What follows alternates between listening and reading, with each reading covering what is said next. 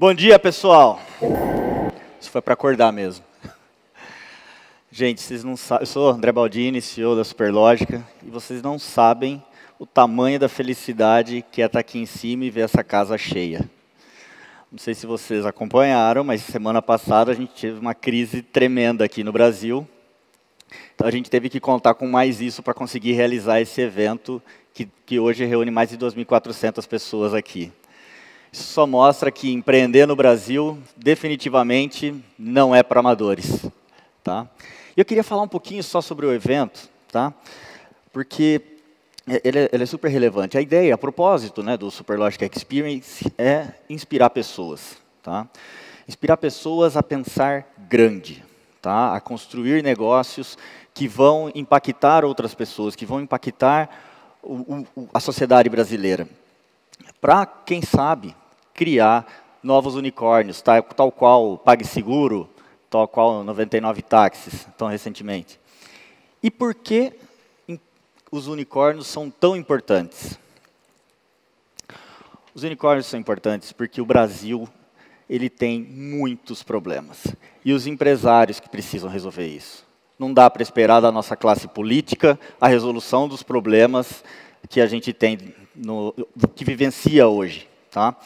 Então, se não forem os empresários pensarem grande para conseguir efetivamente impactar a sociedade e mudar o Brasil de patamar, a gente vai seguir vivendo nessa mesmice. Tá? Então, pensando nisso, né, a gente criou uma palestra, né, que compilou uma série de informações de empresas do mundo todo, né, com o intuito de trazer dados para que a gente consiga avaliar em cada estágio da empresa, em cada estágio da jornada da construção de um negócio recorrente, quais são as métricas que eu preciso perseguir, quais são as métricas que eu preciso ter em mente para conseguir realizar, que vão demonstrar se eu estou tendo sucesso ou não. Tá? E eu queria combinar uma coisa com vocês em relação a esse estudo. Hoje, R$1 vai valer $1, mas só durante essa palestra. E tem um motivo muito justo, tá? Antes que vocês me chamem de maluco. Né? Não adianta sair fazendo compra na Amazon aí que não vai resolver. Pessoal, ao analisar todos esses estudos, né, que são norte-americanos, no caso, eles analisaram mais de 400 empresas. O estudo é feito em dólar. Só que quando você começa a comparar empresas de mesmo porte, empresas que realizam as mesmas atividades e têm o mesmo modelo de negócio, você observa que os problemas que elas enfrentam, as realidades que elas enfrentam de número de clientes, número de funcionários, faturamento, é muito parecido. Tá? Então, isso não é científico, tá? Mas ele vem a calhar para esse estudo. E tenho certeza que se você olhar para esses números, né, exceto uma ou outra coisa que eu vou pontuar para vocês, sem fazer a conversão de câmbio, vocês vão ter uma análise muito interessante em relação à empresa de vocês. Tá legal? Eu queria dar o devido crédito também para a fonte desse material, que está disponível na internet e vocês conseguem capturar. É um relatório do KeyBank, tá? Capital Markets. É uma avaliação de 400 empresas privadas. Então, nenhuma dessas empresas aqui tem capital aberto. Das demais, eu fui atrás de uma série delas para trazer dados também. Mas vamos lá. Agora que a gente já alinhou a moeda, vamos começar. Falando das empresas que faturam até R$1 milhão. Tá? Quais são os desafios? Os principais desafios nessa fase é definir o problema, tá? Validar se a solução que você está propondo ela resolve um problema real dos seus clientes. Tá? É validar o mercado. Né? Então, validar o mercado é começar a gerar negócio. Há uma série de incertezas nessa etapa, e isso é normal. Tá? Então, é uma hora excelente para aprender. Ainda que a grana seja curta, é hora de aprender. Tá? Então, nesse momento é relevante você ter em mente algumas métricas que vão te ajudar a avaliar se a tua empresa é ou não saudável. Tá? A primeira delas é o CAC, então a intenção é colocar essas métricas e explicar para todo mundo, caso alguém não tenha conhecimento, que é o custo de aquisição por cliente. Quanto é que você gasta com marketing e vendas para adquirir cada cliente novo que entra na tua empresa? Segunda métrica, olha o MRR, que é quanto que você atrai de receita recorrente. Tá? Isso é bastante importante no início. atrair receita. O churn. Churn é a taxa de cancelamento de clientes. Nessa fase, é muito comum a taxa de cancelamento de clientes ser bastante alta, tá? Até porque você não definiu ainda o teu cliente-alvo ideal. Então, é comum que você venda teu produto para clientes que não vão ter sucesso com ele, então o cancelamento ocorre. Mas muita atenção com isso. Esse cliente que cancela com você, independente da fase que estiver, tá?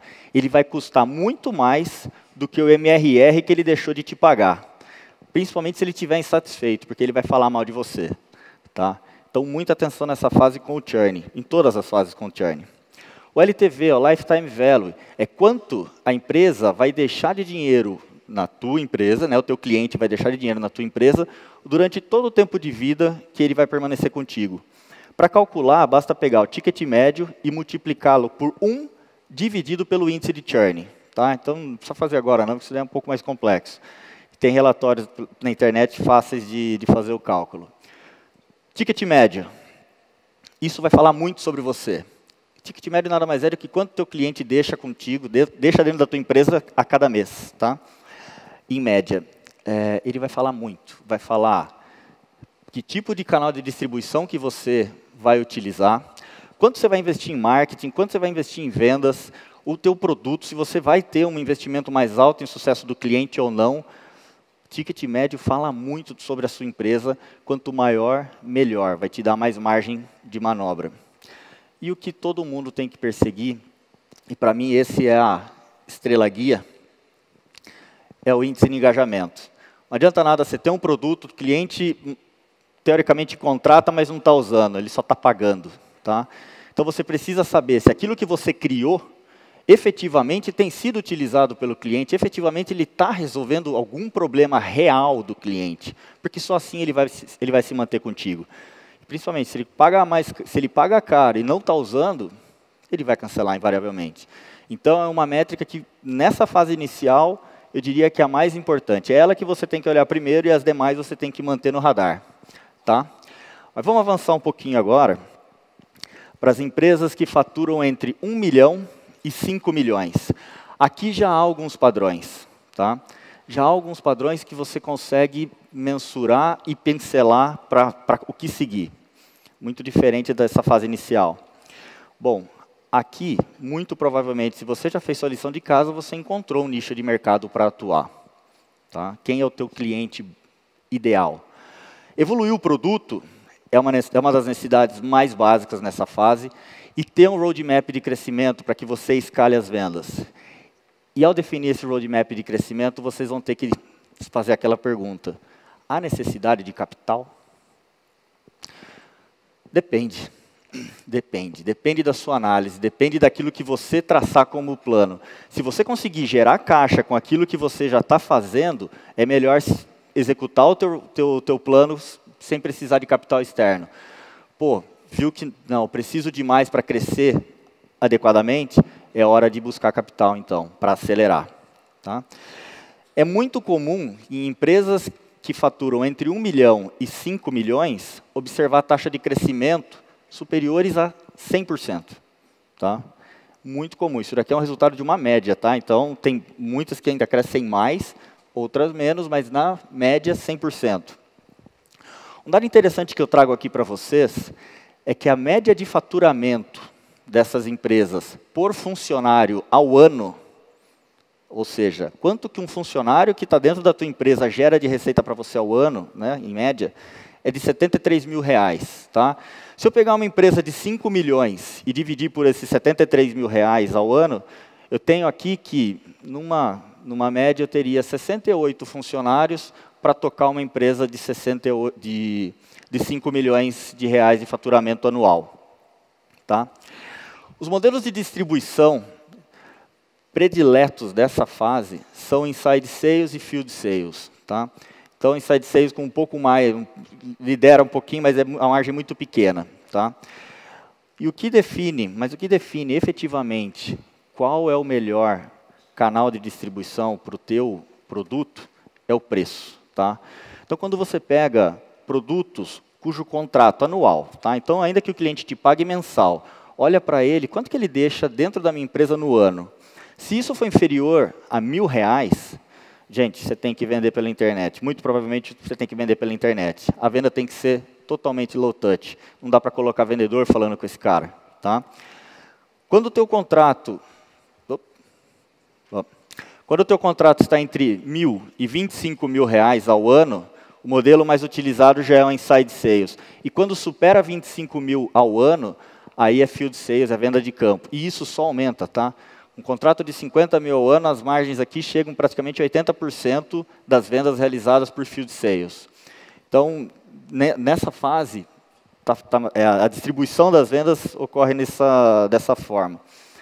Composição das novas receitas para empresas que faturam entre 1 milhão e 5 milhões, ela ainda está baseada muito na aquisição de novos clientes. Tá? Ainda que haja um pouquinho de upsell, tá?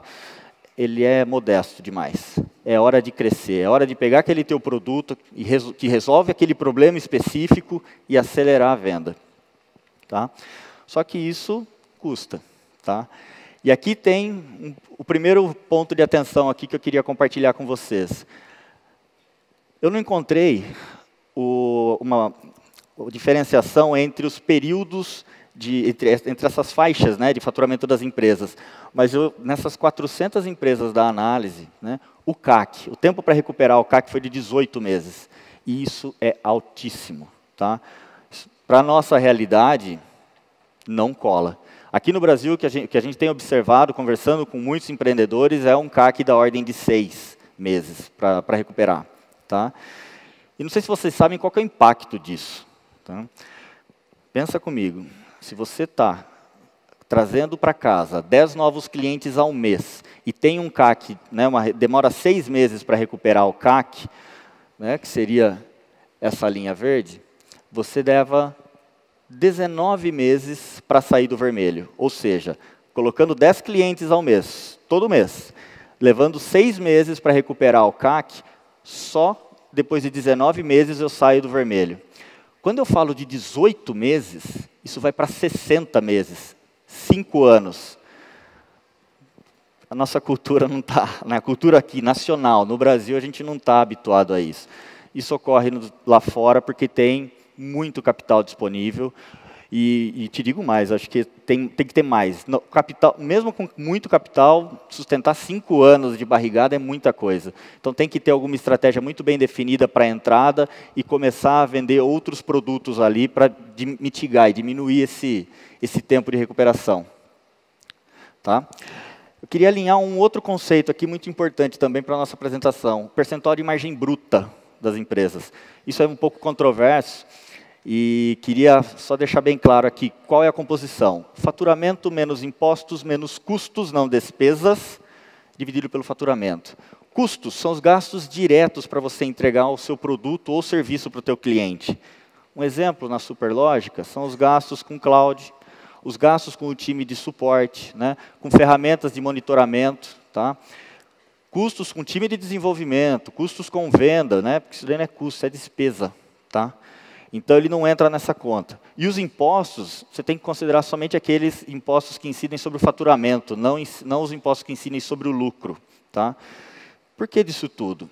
Eu vou trazer um exemplo aqui. Uma empresa que fatura 1 milhão, se tem, pagando 8,65 de impostos, com custos da ordem de 50 mil, ela vai ter uma margem de aproximadamente 86%, uma margem bruta de lucro. Depois eu vou descontar quanto eu invisto em vendas, quanto eu invisto em produto, quanto eu pago, né, gasto com o meu administrativo e assim por diante.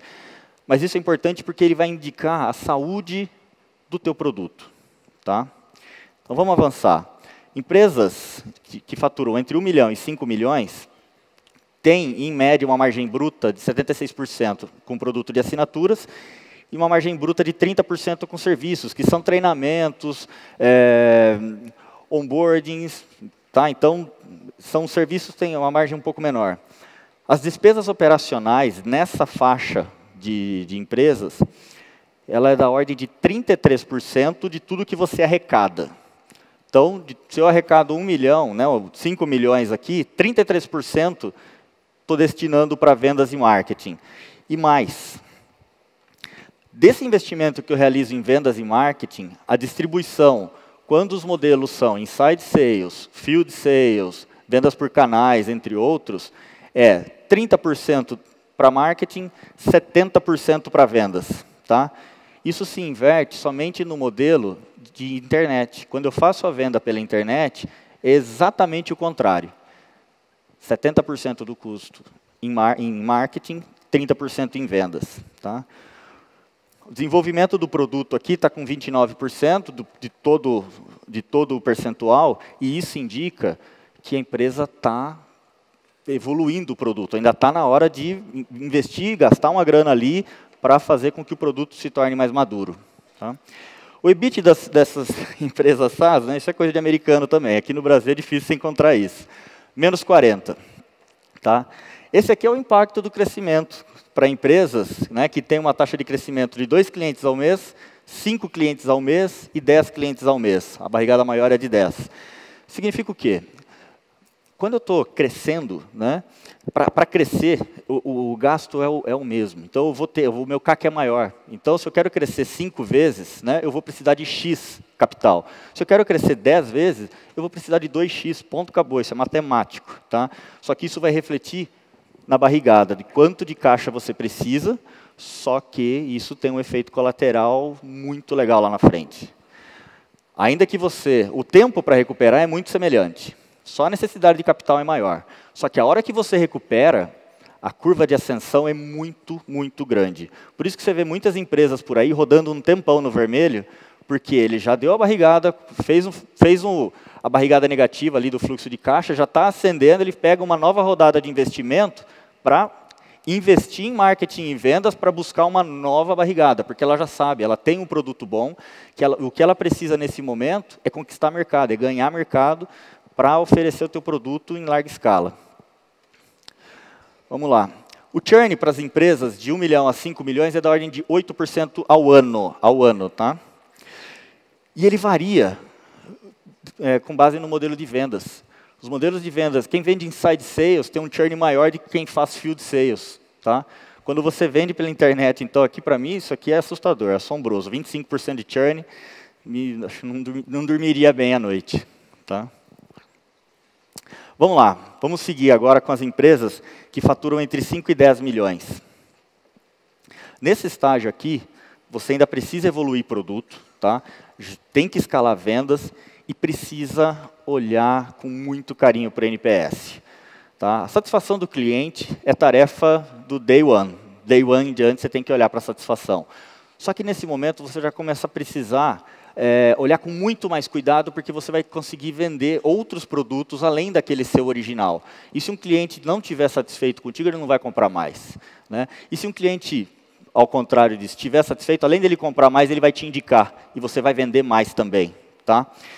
Uma outra coisa que as empresas têm que se atentar muito nessa fase é com a gestão. Gestão de time e gestão de cultura. A empresa está crescendo, tá? Então ela está crescendo 54%.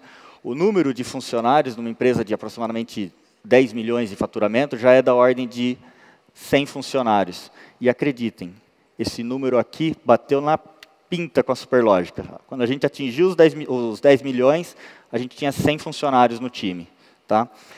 E então, por que é tão importante fazer isso? Você precisa fazer com que aquilo que os fundadores, com que os executivos iniciais da empresa conseguiam fazer de tete a tete, você tem que ter líderes para replicar isso, para que a sua cultura permeie toda a organização e continue a permear toda a organização. Então, é um desafio grande que você tem que ficar de olho. O faturamento por funcionário, ele já sobe bem, tá? Subiu aproximadamente 25%, em relação à etapa anterior, de 1 milhão a 5 milhões.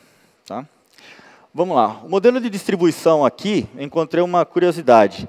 De 5 a 10 milhões, ele sugere que o modelo principal seja field sales. Mas, espera lá, gente. Olhei essa análise e falei, cara, eu estou crescendo. O crescer não significa que eu precise mudar de modelo de distribuição da minha empresa. Isso daqui só indica um outro fator. Indica que empresas que têm um ticket médio maior conseguem alcançar esse patamar de forma mais rápida. Tá? Então, muito provavelmente, na análise daquelas 400 empresas globais, né, eu tenho empresas com um ticket médio maior nessa faixa. Tá?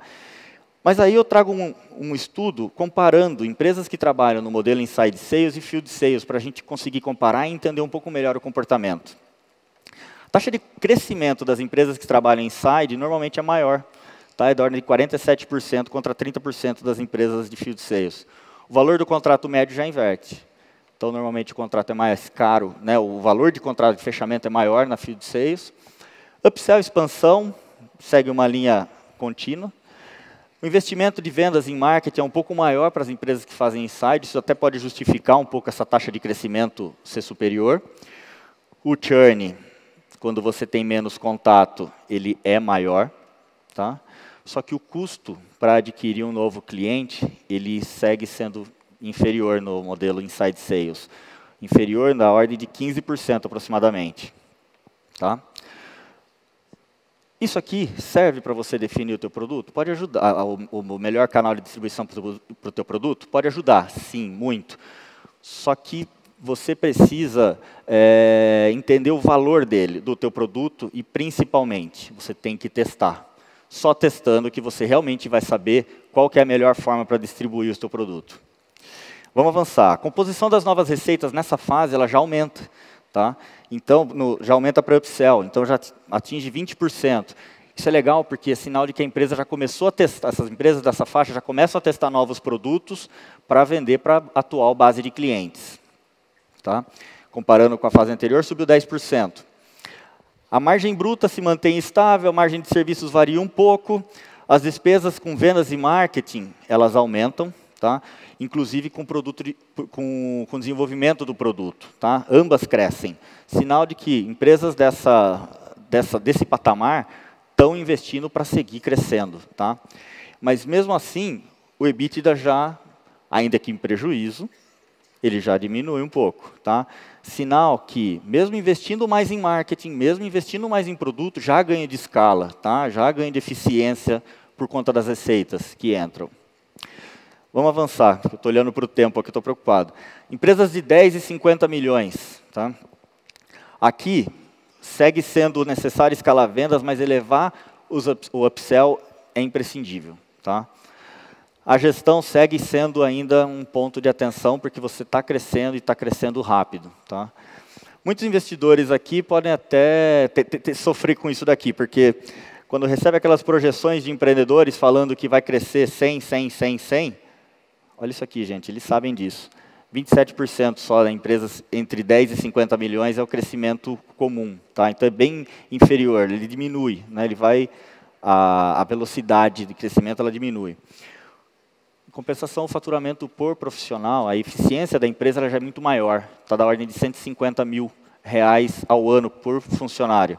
Fazendo aquela continha de novo de projeção, quando eu estiver faturando 50 milhões, teoricamente, eu vou ter algo em torno de 330 funcionários na empresa, numa empresa SaaS desse modelo. Tá? Então, a eficiência, principalmente por funcionário, aumentou 50%. Vamos lá, composição das novas receitas. Basicamente, 1/4 das receitas que entram na empresa já são fruto de upsell, de expansão. Tá? Gente, e isso é bom demais. Na Superlógica, a gente costuma falar que o upsell é mágico. Tá? Ele mudou totalmente a cara da empresa. O pessoal já falou aqui do churn negativo, ele já te traz o churn negativo, mas ele tem um outro fator ainda super importante. Tá?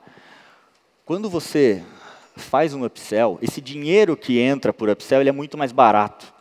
Porque aqui eu trouxe um estudo de quanto custa cada dólar conquistado, tá? Ou cada real conquistado, para aquisição de novos clientes. Tá? É da ordem de 1,15. Quando eu adquiro $1 através de upsell, ele custa metade. Tá? Então, isso é muito relevante, ele é muito, muito mais barato do que adquirir um cliente novo. Então, atenção para isso, faça um upsell, eu recomendo demais. Margem bruta de serviços de assinatura e serviços de assinatura seguem semelhantes. As despesas operacionais já diminuíram um pouquinho. O EBITDA já está quase que controlado, tá? Mas as empresas já tendem a buscar o crescimento equilibrado com o seu lucro. Tá? Então, elas seguem crescendo, mas já estão tentando sair do vermelho. Bom, vamos lá. Cheguei nos 100 milhões de reais. Eu estou chegando nos 100 milhões de reais. A cabeça do empreendedor agora pensa o seguinte: Quanto eu ainda tenho de jornada para percorrer? Meu mercado é grande o suficiente para eu ainda seguir correndo, né? O que eu vou fazer agora? Vou vender o meu negócio? Vou partir para IPO? Vou simplesmente consolidar, sentar nesse mercado e seguir feliz minha vida? Obter lucro dele agora? Isso que o cara começa a decidir. Então, a principal ação que ele tem que tomar é qual que é o próximo passo e se estruturar para isso. O crescimento ainda existe nas empresas, ele é da ordem de 22%, a eficiência segue aumentando, tá? O número de funcionários projetado para uma empresa de 100 milhões é da ordem de 530 funcionários, muito parecido até com o pessoal da SEMrush, que tá nesse patamar, conversando agora há pouco. A composição das novas receitas já é 37%, ou seja, quase metade de tudo que entra de receita nova é oriundo de upsell. Tá? Opa, o que houve aqui? Então, um errinho. Vamos lá, a margem bruta segue em linha. Só que ela segue em linha, mas aqui eu trago um benchmark no mercado. Entre 70% e 80% de margem bruta para negócios SaaS é o que vocês têm que perseguir. Se você consegue trazer isso para a tua empresa, né, é sinal de que você tem um bom produto dentro de casa para cuidar. Aqui você pode ver que vendas em marketing há uma nova acelerada. Sinal de que, se o cara está pensando, vou vender ou vou fazer IPO, o primeiro ponto de atenção ali é qual que é o teu índice de crescimento. Então, lasca dinheiro em vendas e em marketing para crescer rápido, porque 22% não é tão sexy numa transação de venda, nem para um IPO. Tá? O EBITDA também segue um pouco controlado, mas sempre negativo. E isso, gente, funciona lá. Aqui você vai ter que buscar o equilíbrio muito mais cedo. Tá? Vamos seguir. Chegou a hora de bater o sino. Tá? Muitos pensam aqui que o IPO é o fim da linha, muito pelo contrário. O IPO nada mais é do que uma das formas mais baratas de você obter capital para fazer aquisições, para fazer M&As e afins. Tá? Então, eu trouxe aqui, até é legal comemorar, né, os recentes IPOs que foram realizados na Bolsa, né, com o PagSeguro. O faturamento do PagSeguro, quando ele realizou a IPO, vou trazer algumas referências aqui, era da ordem de 1,7 bilhão de dólares. Tá? O valor que ele conseguiu levantar nessa abertura de capital foi 2,7. Ele valia, na ocasião do IPO, 7 bilhões. Isso foi em janeiro agora, tá? Só nesse período, de janeiro a junho, ele já valorizou 60%, já está valendo 11 bilhões a PagSeguro. Tá? O tempo de vida que ela tinha até realizar o IPO eram 9 anos, ou seja, a jornada não é tão curta assim. Tá? Então, se você está começando hoje, achando que daqui 2, 3 anos tem IPO, alto lá, companheiro. Pode ser que demore um pouco mais.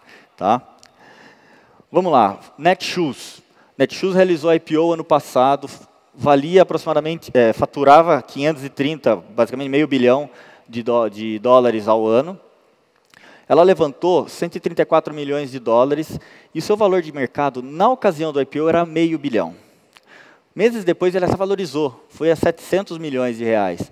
Só que uma mudança na forma com que ela antecipava recursos, né, dos clientes, né, consumiu muito do caixa. E isso fez com que os investidores desconfiassem da estratégia da Netshoes. E o valor de mercado dela despencou 89%. Hoje a Netshoes está valendo algo em torno de 90 milhões de dólares. Tá? Dá para reverter, obviamente, mas é um golpe duro. A TOTVS realizou IPO lá em 2006. Tá? Na época ela faturava 250 milhões. Hoje ela fatura 10 vezes mais que isso, tá? Ao ano. O valor no IPO era de 1 bilhão. Hoje ela já vale quase 5 vezes isso. Tá? Tudo bem, tem 12 anos, mas ela já cresceu muito. Né? O tempo de vida para a TOTVS realizar o IPO, 23 anos. Tá? Então, demanda tempo. Né? Até realizar o IPO foi de 23 anos. A Lynx também realizou o IPO há 5 anos atrás. Né? Queria até agradecer ao Ricardo, que contribuiu com dados mais atualizados aqui. Na ocasião do IPO, faturava 220 milhões de reais. Hoje ela já está faturando 650. Tá? Valia 1,3 e hoje 3,2 bilhões. Quase triplicou de valor de mercado. Tá? Tinha 28 anos quando realizou o IPO. De novo, o IPO não é... A jornada é longa, a jornada é longa. Pode não ser quando o negócio é tremendo, como esse aqui, Netflix. Netflix, ele fez IPO lá em 2002 e eu não estou errado, não. Netflix, ele alugava DVD nessa época. Tá? E mesmo fazendo isso, ele já faturava 150 milhões de dólares na ocasião. Levantou 83 milhões de dólares, né? Valia aproximadamente 300 milhões. Hoje vale 160 bi, mais que a Disney. Tá? O faturamento anual, né, do Netflix é de 11,7 bi ano. Praticamente 1 bilhão por mês de faturamento recorrente. Tá? Ela levou 5 anos, igual a Salesforce. Salesforce também levou 5 anos de vida até fazer o IPO. Na ocasião do seu IPO, ela faturava 176 milhões e hoje está valendo 10,5 bi, está faturando 10,5 bi e já vale quase 100 bilhões. Provavelmente, crescendo do jeito que está, nos próximos meses aqui, ela já supera os 100 bilhões. Tá? Estudando essas empresas todas que realizaram o IPO, deu para entender um pouquinho melhor. Empresas que chegam ali na casa de 100 milhões, de 100 a 200 milhões, elas vão é a hora de decidir. Eu vou vender ou vou buscar IPO? Onde é que eu vou buscar capital agora? Tá?